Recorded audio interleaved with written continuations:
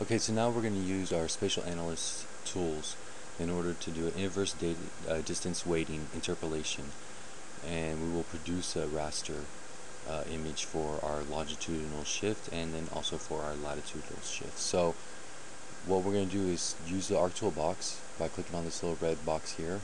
That's going to bring up our ARC toolbox. Under the favorites, we'll see all the different tools we have.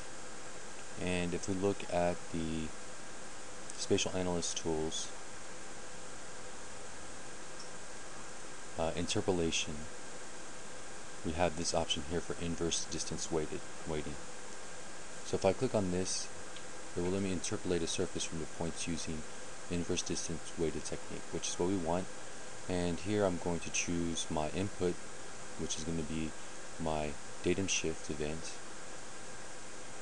From my z values, I want to use the shift, and if I would have called mine x shift, like I should have, this would have been the x shift. And then for my output raster, I want to output it, and this is where you want to name it something good. So since I chose the x shift, that's going to be my longitude.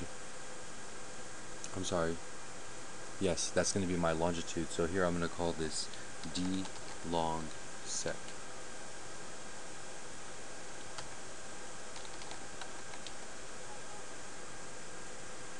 And then here for my output cell size, I want to have that as 0.625, and then for my search radius, I'm going to leave that as variable. So you can read here, defines which surrounding points will be used. We're just going to use variable and let it decide number of points, and integrated value specifying the number of nearest input. So this number of points we're going to have to put in 9. So we're going to choose 9, and then we're done. So we hit OK, and this is going to do the calculation. This calculation will take some time. So, well, to my surprise, it only took 15 seconds. So I'm going to close this, and after I'm going to turn this off and see what I have. And you can see here I have my gradient for the differences in longitude. So if I zoom to layer, I can see here this gradient has been made, showing my datum shifts. So you can see as you get more and more to the west of the United States, you get more of a datum shift.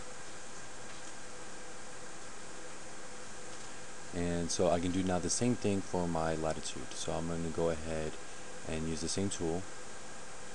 This time I'm going to choose the same event, but this time instead of the x shift, I'm going to choose the y shift.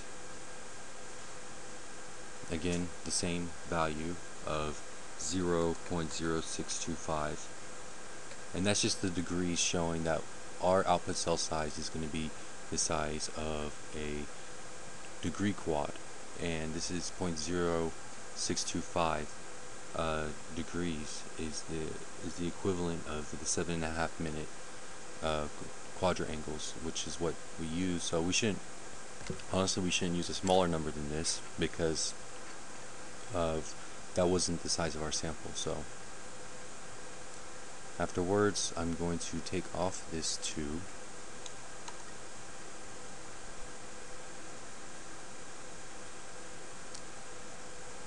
and I'm going to choose here 9, and for my name I'm going to call it dlat sec,